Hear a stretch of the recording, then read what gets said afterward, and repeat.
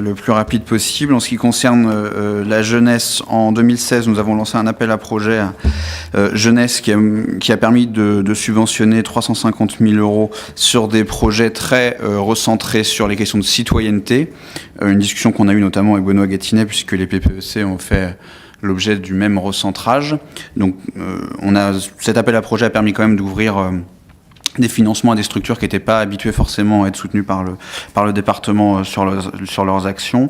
En 2017, on compte gonfler un peu cette enveloppe, tout simplement parce qu'on aimerait intégrer mieux les mouvements sportifs dans les actions de citoyenneté et que ce serait éligible à cet appel à projet annuel. En ce qui concerne le sport, on est sur une enveloppe d'environ 2 millions d'euros, au-delà du maintien des aides existantes, c'est-à-dire soutien aux clubs sportifs, aux clubs de haut niveau. On a mis en place, comme vous le savez, un soutien aux athlètes, aux jeunes athlètes, qui marche bien, qui est en train de trouver son public, entre guillemets, qui a permis quand même d'aider pas mal de jeunes athlètes dans le département l'année dernière, notamment dans le cadre des Jeux Olympiques. Et on va continuer cette année. Évidemment, on pérennise cette aide.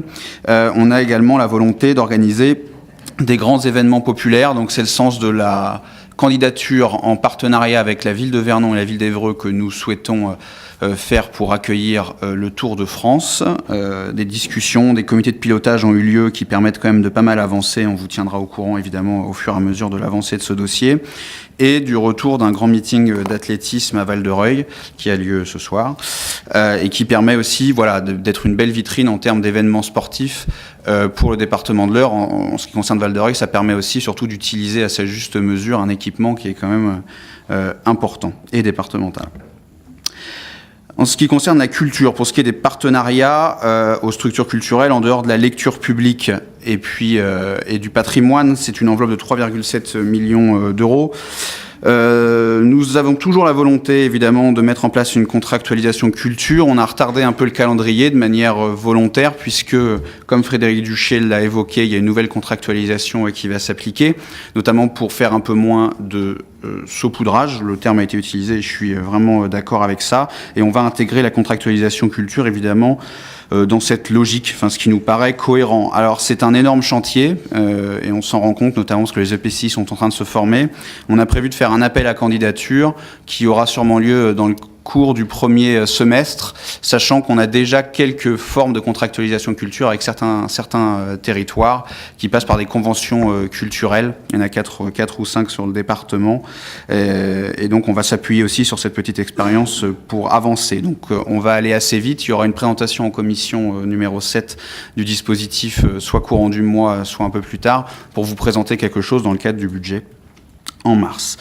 Le département continue d'accompagner évidemment les musiques actuelles, que ce soit au sein de l'EPCC Le Tangram, ou évidemment continuera de soutenir le festival rock d'Évreux, quelle qu'en soit la forme. Évidemment, le département s'engage avec la ville d'Évreux et la région à ce qu'un festival rock à Évreux soit maintenu et de qualité. La politique culturelle s'appuie évidemment sur des lieux emblématiques qui font partie de l'identité du département. Évidemment, le musée de Giverny, la Source, le Moulin d'Andé, et où là, il y a quand même des marges de manœuvre, je pense, où le Tangram, où on a toujours une volonté dans les discussions que ces structures-là nous avancent des actions un peu décentralisées pour que l'action culturelle soit bien départementale. Mais enfin voilà, on travaille très bien avec ces structures-là qui font partie de l'identité de notre territoire. Le contexte global en matière culturelle, il est très mouvant, puisque le département s'est retiré de 3 EPCC l'année dernière, Art 276 qui organisait Terre de Parole, l'Opéra de Rouen et le Cirque-Théâtre d'Elbeuf, sachant que cela ne veut pas dire qu'on arrête les actions décentralisées de ces structures. Pour ce qui est du Cirque-Théâtre d'Elbeuf, on va participer au festival Spring qui va s'étendre, donc festival de cirque, à l'ensemble de la Normandie, mais on sera plus membre de l'EPCC. Et puis pour l'Opéra de Rouen, on continuera bien sûr à solliciter l'opéra pour faire des concerts sur notre territoire. Et enfin, Il y a aussi une réflexion qui va se mener, alors là je ne vais rien avancer parce qu'on n'est pas encore assez avancé, mais sur le format de Normandie impressionniste. Évidemment, l'impressionnisme fait partie de notre territoire. Le département de l'Eure souhaite, et là je pense que le président pourra confirmer, que Giverny soit mieux valorisé au sein de cet événement, en termes de communication notamment.